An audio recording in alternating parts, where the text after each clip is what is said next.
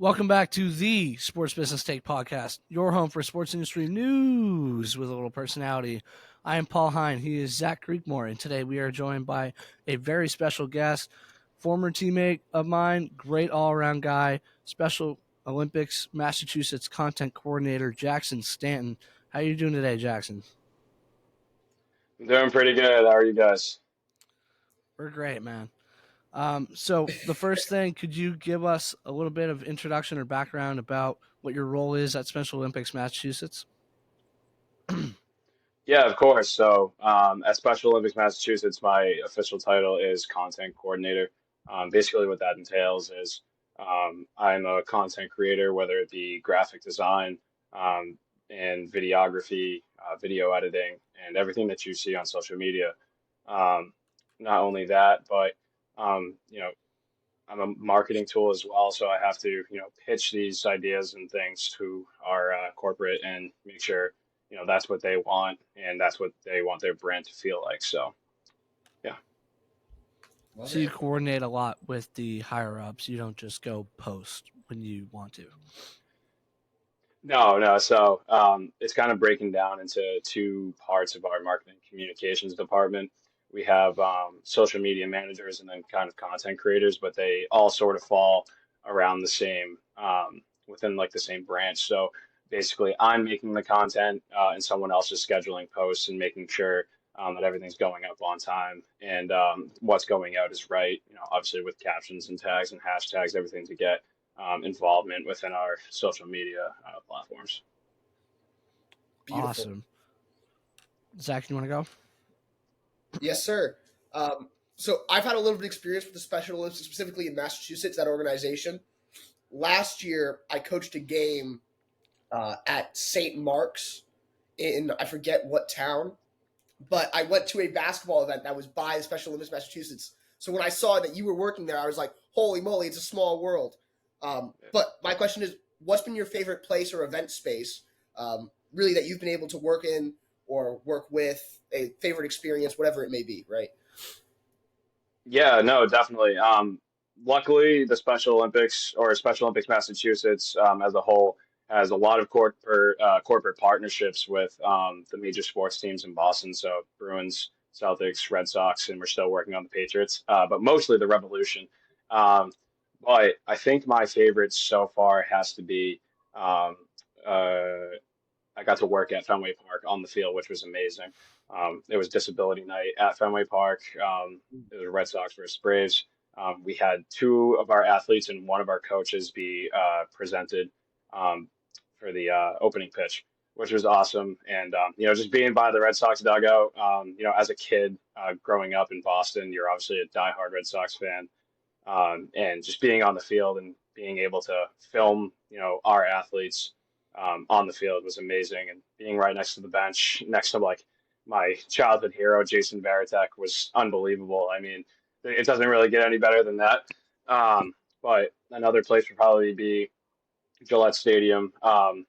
Fortunately, Matt Jones has ties with the Special Olympics. His girlfriend actually worked for Special Olympics. I forget which state it was, but so she has ties with it. So Matt Jones, is very involved with that, and he got to go up to our athletes after training camp and see them, greet them, sign some stuff, which was awesome. And being that close to the players is always a cool experience. But yeah, I think those are probably. I think Fenway takes the cake on that, but those are two different experiences where I was just like kind of blown back, like, wow, I'm here, I made it, and it's definitely really cool. Definitely a really cool experience. Definitely. That's Thank you for awesome to sharing. hear about. Yeah, thank you. That sounds really cool about Fenway. And you were talking about having now made it. What would you say it takes to work in a creative team in sports? Yeah, I mean, there's definitely a lot of elements that go into it. Working in a creative team, you're going to have to be open to definitely a lot of ideas. So me coming from a sports background, I'm always thinking about the next hype video or the next really cool graphic, but you kind of have to have some sort of optimism, right?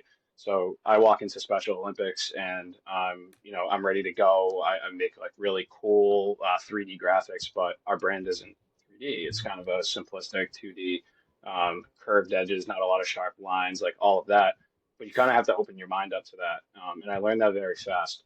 Um, and I think that, working off of others' work is definitely something that I've also learned there. I have a great manager who's worked there for 2 years and has gotten the full experience of the Special Olympics, Massachusetts, feel and brand, and she's kind of taken me under her wing. And you kind of have to be open ears about everything. When someone tells you to suggest something, you kind of have to look at it in a different way. And as someone who usually does this stuff alone, as in content creation, it was hard at first because I thought that everything that I was doing was great, but you have someone that's kind of looking at your work and they give you critiques. You definitely have to be open to those. So I definitely say optimism, and definitely, teamwork is huge. You're working off of the next person's work and they're working off of yours. So. Absolutely. That's interesting to hear about how you kind of have to um, mold your ideas to stay a little bit on brand. Could you talk a little bit about that? Yeah. Um, so one thing that I definitely had trouble with starting at Special Olympics Massachusetts is being on brand. And the only reason why is because we really didn't have a specific brand. So fortunately, I was given the opportunity to make all of our sub brands look the same. So that includes what you've probably heard of, Polar Plunge, things like our Torch Run LETR, which are marathons with our law enforcement partnership. Things like the event that I'm going to today called Over the Edge, Extra Mile, which is partnered with the Boston Marathon. So things like that. I got the opportunity to remodel those sub brands. But trying to stay within a brand is definitely something that is hard, especially because you know it, it's it's difficult to look at a logo and say, oh, like this kind of element works with this. So like if you look at the Tennessee Volunteers, like all I think about is that significant orange that they have and checkered pattern. But when you're the Special Olympics, it's like it's open for opportunity. There's no real niche design. So it's definitely been a process on making these elements and making templates for designs. But staying on brand is something that's super huge, especially within collegiate sports also. Yeah, that's really interesting to hear about how, especially at an organization like Special Olympics Massachusetts, you have kind of a lot of room to navigate different pieces of content and make kind of your own style, but also stay on brand. So, what would you say has been your favorite piece of content you've helped produce and why? And Zach, I know I've been talking for a while, so I'll let you go next. But You're good, no worries. I think that my favorite piece of content that I've made so far was for the MLS Unified All-Star Game. Mm. We had two athletes go down to Washington, D.C. to play in the Unified All-Star Game. And because it was, a pretty big deal because they are partnered with Special Olympics Massachusetts, I got to make their match day graphics and I got to make their hype video, which was awesome. That was really cool. That was like right when I started at Special Olympics Massachusetts. So I think the graphics I made for that were really cool. Um, but then the same team that they play for, the New England Revolution Unified, they went down to Tennessee to go play against it's, Nashville FC, and I made a hype video for that. That was probably my best video. Yeah, as someone who was still kind of learning the ropes of Premiere a couple months ago, I made this video last month, and I think it was the best video I think I've ever made on Premiere. And it got a lot of feedback from the parents that are on the team. I got approached by a lot of people saying, "Are you the one who made that video?" And I was like, "Yeah." And they kind of praised me for it, and it made me feel really good because I don't really I don't really like a lot of praise. I just kind of get my work done the way I want it, to be, the way that my coworkers want it to be, and I just post it out and I don't really think about it again. But coming back to think about that, I think that is one of the best videos I've ever made. That's really cool to hear about. It's awesome that you get to do what you love now. Zach, you wanna go? Yes, absolutely. Just love to hear about. I worked in content creation and did game day graphics all the time last summer. So hearing your experience about it and the tools that you've used is definitely really rewarding for me. So thank you, and great to hear Yeah, about that's your something I success in want to that get area. into as well. So thank you. Absolutely. But I would say, and I know it's kind of on topic, but not on topic, right? We talked about how branding's really important, right? How you had to re-identify kind of like what you're making and make it fit to what you're doing with Special Olympics Massachusetts. But what would you say is your biggest inspiration? I guess when you say in the content you make, visuals, the audio tools, whatever, etc. Yeah. Biggest inspiration, I'd probably say working in college athletics. I had a great opportunity with uh, Harvard University Crimson under their multimedia department, and just watching some of the people work there was unbelievable.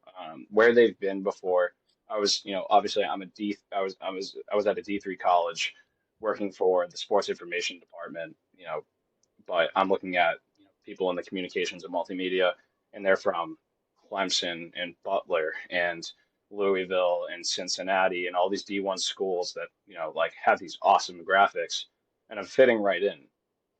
Um, I, I wouldn't know really where I got the inspiration from, but I think my inspiration was kind of looking at myself as, wow, if I'm here at, from a D3 school, and these people have gone to, these unbelievable D1 schools that have great programs, and even their grad schools, like I said, like Virginia Tech, like things like that. And I'm just here from St. Joseph's College of Maine. I feel like that's pretty inspiring for myself to like, reflect on and be like, I can fit in with these people, and not really fit in, but kind of like match what they're doing, and how they create content, whether it be videography or graphic design. I think that was really inspiring, especially at the start of my career in content creation. And, I kind of just ran from there. But yeah, that was a great question. Thank you. Okay, great answer. That's definitely seeing yourself in an environment that you wouldn't, I guess, expect to be coming from a D3 school.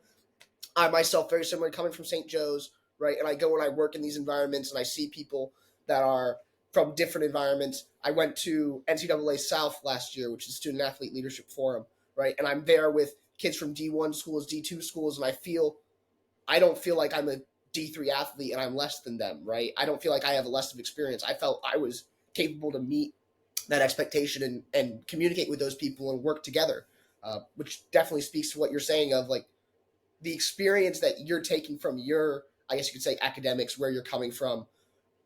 Although you might feel or think they're having different, no, it's totally in your hands, right? You're going to feel inspired if you're willing to put the work in. You're going to get that result, right? I saw your work at St. Joe's. We worked together a little bit, and I knew Jackson's got that quality, right? He has that, right? You were bringing that to the table because you were investing in yourself, right? It's not Yeah, no, because I was just about to say that. Invest in yourself. If you're out there listening and you want to get into, sports and business or whatever, invest in yourself, really. I'm self-taught as a person. I'm very self-taught on everything that I did, and along the way, I kind of picked up these different things. Definitely invest in yourself. If you think that you have the skills, or even if you don't think that you don't have the skills, go and work on those skills. Be a Swiss Army knife. Know how to do graphic design, know how to do videography, know how to put up stats on Presto Sports, know how to write a journal about, a game that's going to go on your website, on your college team's website, whatever it is, just learn how to do it. Something's going to work for you. Especially if you have the confidence to do that and go out and, a great example is Chris Theodoris at St. Joe's. He had zero experience behind a camera.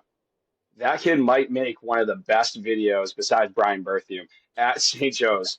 He makes amazing content, And all because the SID at St. Joe's, Corey McCarthy, told him, "Hey, you should try to pick up the camera." And he has been amazing, especially from last spring all the way through the summer. I saw his stuff; it was amazing because he took the time and said, "Wow, this is really fun, and I'm going to invest in myself. I'm going to go do this," and he did, and it's awesome. And I really hope that I wish the best for Chris.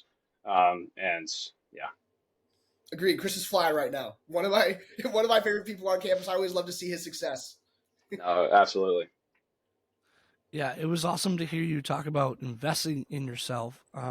So, going off of that thought, if someone was looking to get into social media, what programs, tools, or skills should they acquire? Yeah. Personally, all of my content creation tools come from the Adobe software, the Adobe Cloud. If you're looking to get into content creation, take the chance, spend the money, get it for Christmas, get the Adobe, sign up for Adobe Cloud, and just learn and just go and, mess around, watch YouTube videos, even take a course if you want to, and just mess around.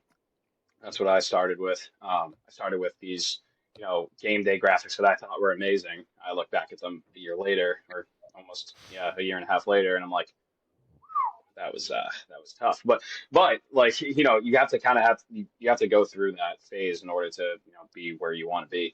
But I definitely say go on to, get on the Adobe Cloud and just start creating. That's what I did, self-taught. I basically learned through YouTube videos and people who had more experience than me. And now I make some pretty cool things. So yeah, that's what I say to start with. And for videography, I'd probably say start with something, you can do Premiere for videography. But start with something like CapCut. I mean, it's so user friendly, something that's very easy to perform, and then once you start excelling at that, go to your um, higher tool apps like Premiere Pro and like Photoshop and things like that. Awesome. Thank you so much. All right, Zach, I think you're up. Yes, sir. Um, we've talked about you entering the workforce. We talked about your experience in college, your experience with Harvard. Sorry, your experience with now Special Olympics Massachusetts. A big key to that, from my understanding, is building a portfolio. Right, you're building. This is what Jackson Stanton, as a member of your organization, will be. Whether it's through visuals, through videography, through photography, right? Whatever you generate using those tools you just described. So, as part of building that, what would be your, I guess, say, biggest advice? And could you talk to the importance of that? Yeah, I think that getting your work out there is, definitely a huge part of how you get seen. Um, and I think that everything that you create, just kind of, whether it be throw it on Adobe Behance or even like make an Instagram account, something like that. Get your work out there. People are going to contact you because people like seeing themselves on the internet. I can tell you firsthand that people are going to want a video or want a graphic of themselves. And as soon as you go to take those pictures or video, you're gonna get a text probably within the next 20 minutes of them saying, "Hey, where, is it almost done?" Like, bro, I just got home. But like, yeah, Right. but like, the people are out there and they want it. So if you go out there, do it for free. Start it out for free. Let me come take pictures of you and I'll make a graphic design with you. Or let me come, videotape your football team and I'll make a nice hype video for you guys. Even if it's just doing it for free and taking the time to do that and throwing it on a portfolio, take the chance. Do it because more people are going to see it from that school or their friends or whatever, and they're going to want that too. So I feel as though, getting yourself out there, making the content, and definitely just putting everything that you have out, someone's going to have to recognize that and say, "Oh, I definitely want to do that." So because that's what's happened to me over the past, couple of months is I have my own Instagram account, just for my media stuff, and I get like comments Feel and free to plug DMs that, by about, the "Hey, way. can you make this?" At Stanton Media, Stanton dot Media on Instagram. Um, that's where I post all my graphics and my video work, video edits, and all that. But yeah, I definitely say post as much stuff as you can. You don't even have to be a content creator. If you're just trying to get out there, LinkedIn's a huge tool too. A lot of managers and things like that are going to see it. fortunately started my LinkedIn very early in my college career, and I kind of developed it to be a well-oiled machine with a lot of connections that you know are amazing. A lot of graphic designers within the NFL, the MLB, um, just videographers, graphic designers, all of that. So yeah, make your connections, post as much work as you can. You're bound to get noticed. Beautiful. And going back to our theme from earlier, right? We're investing in ourselves, right? We're willing to Yes. take that chance. We're willing to do 60 hours of work for free because we're taking pictures of this team. We're learning these tools. We're trying to make something. And maybe we're going to look back on it 6 months later and be like, holy moly, I was not good at this. But you're looking at what you made now and it's like, oh, wow, I learned, right? Yeah, And that's That I can speak to progress. that. Yeah. yeah. Like I would say, like probably the biggest moment for me like that was the St. Joe's women's baseball. Oh my God, I said baseball.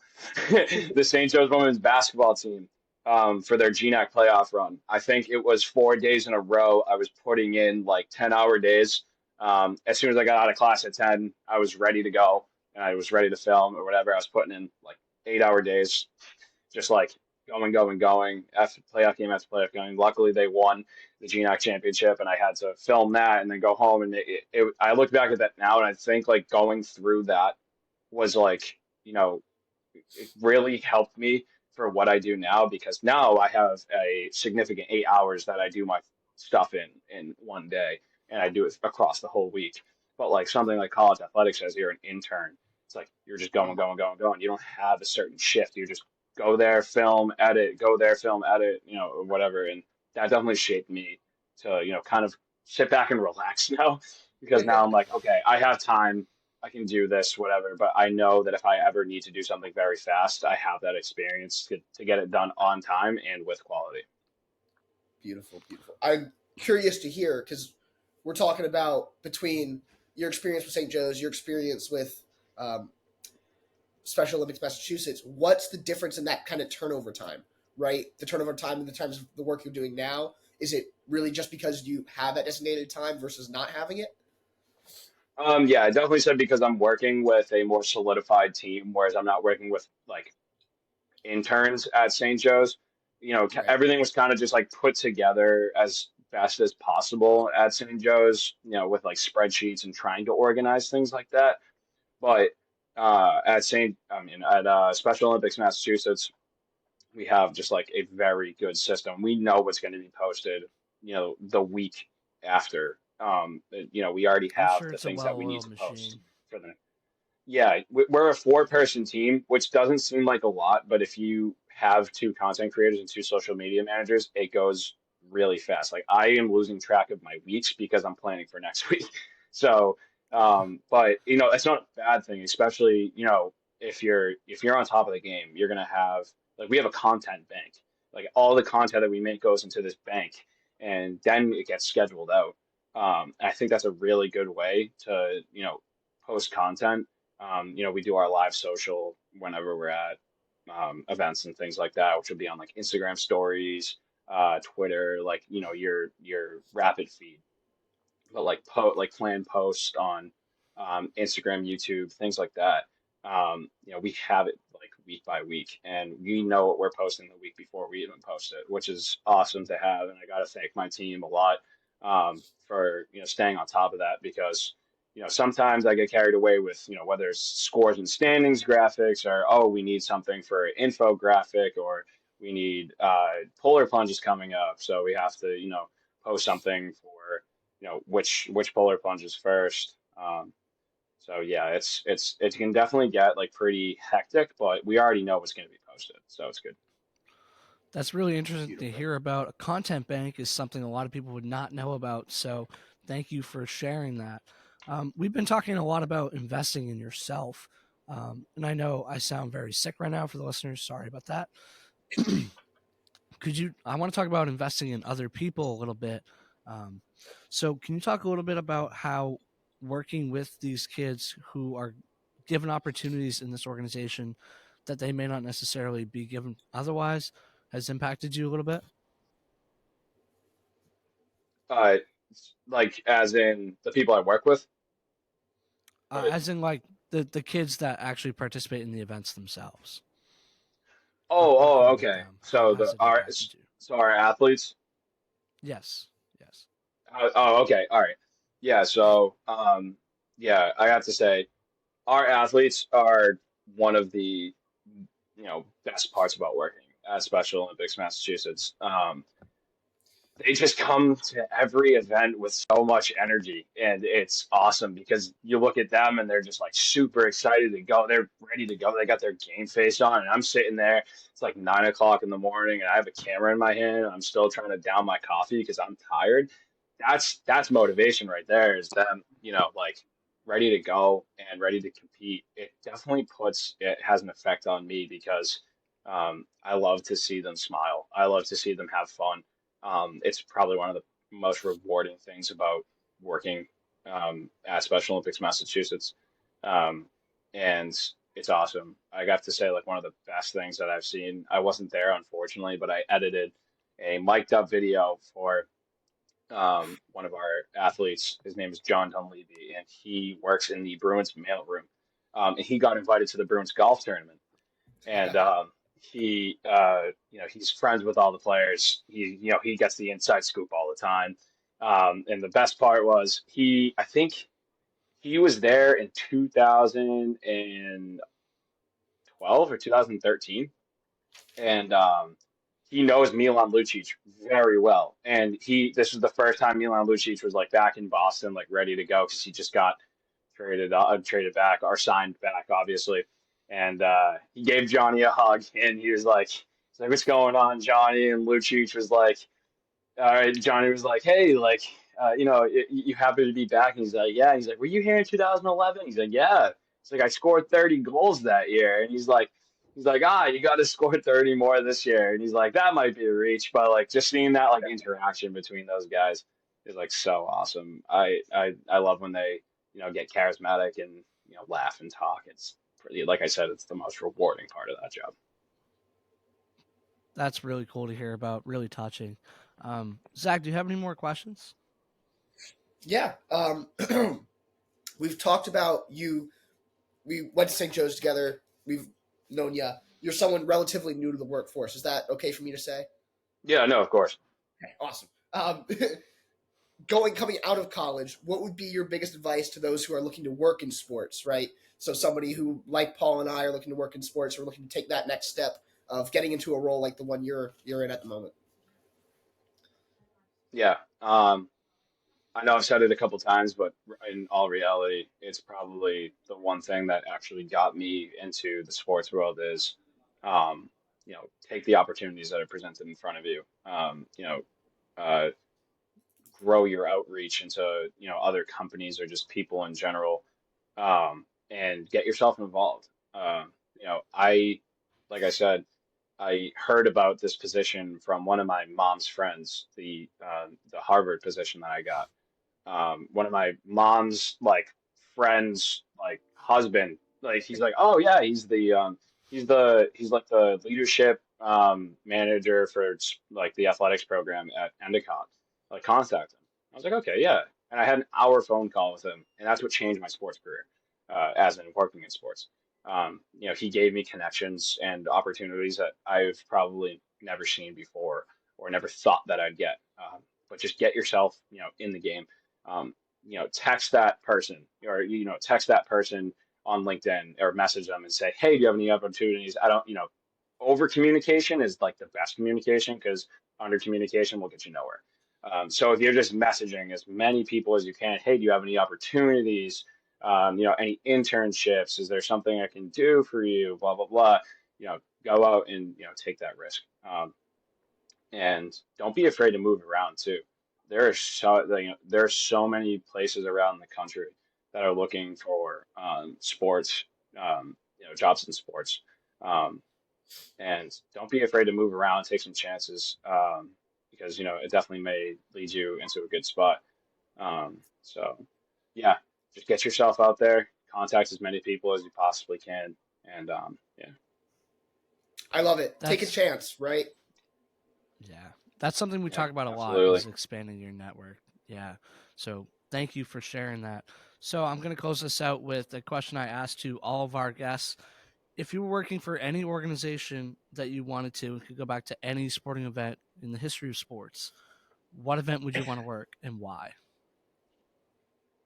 Oh boy. Well, as a content creator, like they didn't have things like, there wasn't content creation probably before 2000 and like like in the 2000s.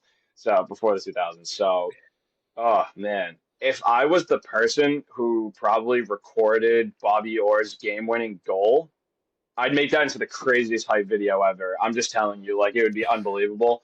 That I would have had some great camera work there. I would have probably caught the shot, better than it was. No, I'm just kidding.